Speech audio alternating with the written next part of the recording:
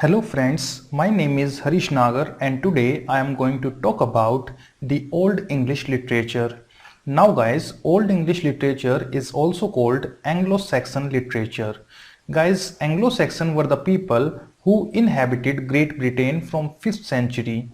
So the early Anglo-Saxon period include the creation of English nation. Remember guys, Anglo-Saxon basically invaded what is known as the current day England around the year 450 AD, and they were the dominant group until the Norman conquest which happened in 1066 AD. Now the question comes, what happened after Norman conquest? Remember this thing guys, Norman conquest के बाद में middle English period और we can say Anglo Norman period start हुआ, जिसके बारे में हम next lecture में बात करेंगे. सो बेसिकली आज के लेक्चर में you just need to remember that old English literature was started by Anglo Saxon.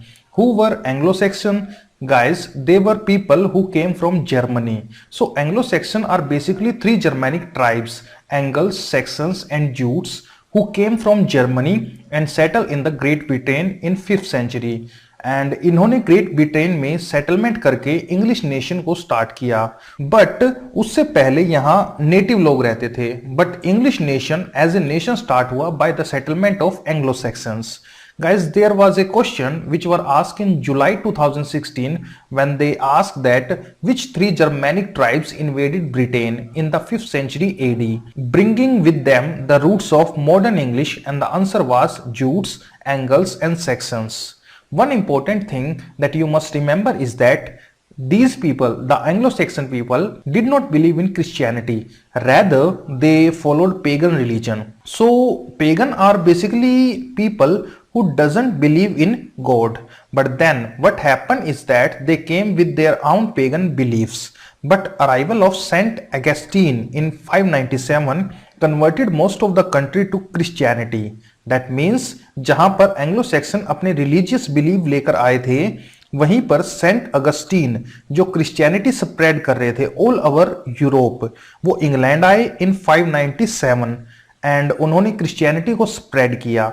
So in the 8th century, we will find that Anglo-Saxons started getting influenced by Christianity and उनके literary works जो थे उनमें भी Christian ideals आने लग गए थे. Now let's look at the literary characteristics of this period.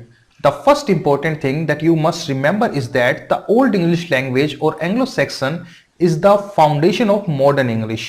Although if untrained modern English speaker like us could hear something speaking in Old English, we wouldn't be able to understand it.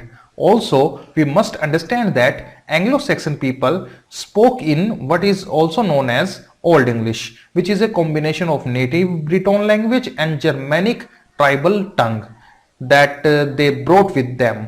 So basically the English, जो English वो कैसे start हुआ, दो language का mixture आया. एक तो native ब्रिटॉन्स, that means native लोग जो थे वहां के, जो एंग्लो सैक्सन के आने से पहले वहां रह रहे थे, उनकी जो लैंग्वेज थी वो, प्लस एंग्लो सैक्सन जो अपनी जर्मेनिक ट्राइबल लैंग्वेज लेके आए, इन दोनों को मिला के ओल्ड इंग्लिश लैंग्वेज फॉर्म हुआ. Now songs and poetry was very important component in the Anglo-Saxon society. Poems were conveyed orally, but then they started to appear in written form in 733 AD.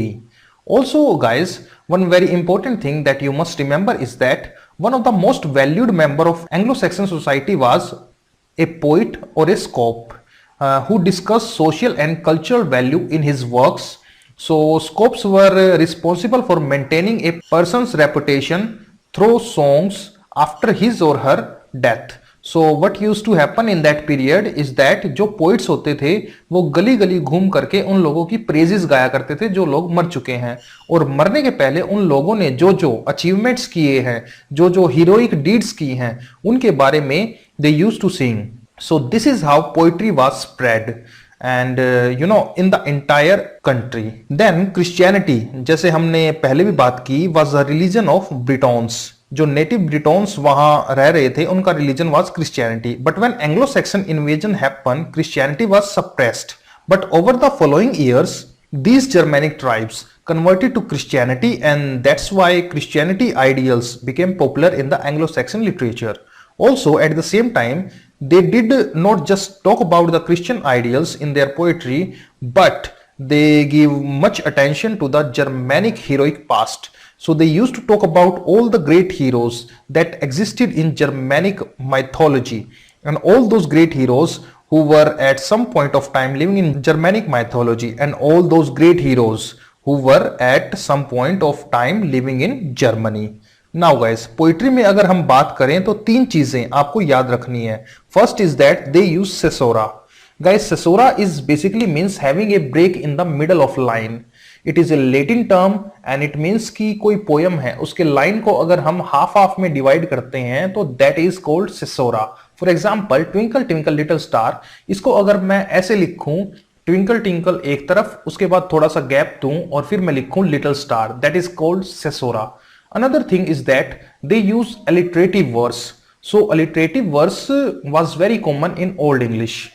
Canning was also used. If we talk about canning, then canning is literary device, which means that when we use compound words to denote something and to describe things indirectly. For example, bone houses का अगर हम use करते हैं for the human bodies, so rather than saying human body, I say bone house, or rather से saying sea, आई से well road. Means सी को सी ना बोल करके, बल्कि अगर मैं लिखूं कि it is A well road, that means well जिस रास्ते से जाती है. सो वेल किस रास्ते से जाती है? वेल सी के रास्ते से जाती है. So that is called kenning when we use compound words. Also guys, Anglo Saxon invaders did not bring with them prose. They brought with them their own poetry because poetry is artistic. We don't require prose until and unless we want to keep records of things. So prose development happened due to Christianization in England. जैसे जैसे Christianity का क्रिश्चियनाइजेशन हुआ England में, Saint Augustine ने सबको convert किया Christianity में, तब हमने देखा कि प्रोज डेवलप हुआ. बिकॉज क्रिश्चियन चर्चेज में have to keep records. Sermons जो होते हैं वो लिखे जाते हैं, data records. So everything is recorded. So उस टाइम पर प्रोज डेवलपमेंट होना शुरू हो गया. जब तक क्रिश्चियनिटी स्प्रेड नहीं हो रही थी, उससे पहले पोइट्री थी, and that is true in oral form. Now we are going to talk about few questions which were asked in NET exam. The first question, the one question was that Saint Augustine brought Christianity and Latin language, which enrich Old English by giving it capacity to talk about, and the answer was abstract idea. This was question in August 2016. So basically Christianity के आने के बाद में poetry और literature में abstract idea के बारे में बात हुई. Abstract idea are things which we can not touch, we can not see, but we can only feel. For example love, heroism. So ये सब चीजें मीन्स एब्स्ट्रैक्ट आइडिया के बारे में पोइट्री लिखना कब स्टार्ट हुआ? देन द आंसर इज जब क्रिश्चियनिटी आई, बिकॉज क्रिश्चियनिटी काफी हद तक एब्स्ट्रैक्ट आइडिया के बारे में बात करती है. Now, next important question that asked in July 2016 was that they gave a line from the poem Beowulf, about which we will be studying in the next lecture. And they said that this line describing Beowulf's departure from Geatland is typically of poems from an Old English poetic technique. Because question means ये जो line है Beowulf की, ये old English का कौन सा poetic technique denote करती है? And the correct answer is because it features alliteration and it has 4 strong stresses. So understand this thing guys. जब भी आपको ओल्ड इंग्लिश लिटरेचर की पोएम दी जाएगी एंड उसके पोएटिक फीचर्स पूछे जाएंगे, तो ऑलवेज रिमेंबर दैट या तो सेसोरा होगा या अलिटरेटिव वर्स होगा या कैनिंग होगा या फिर it will have 4 strong stresses. So guys, in old English poetry 4 strong stresses are mostly used. So that's it for this lecture guys. Today we have talked about the background of Old English lecture. In the next lecture I am going to talk about in Old English poems and important poets. Thank you so much guys.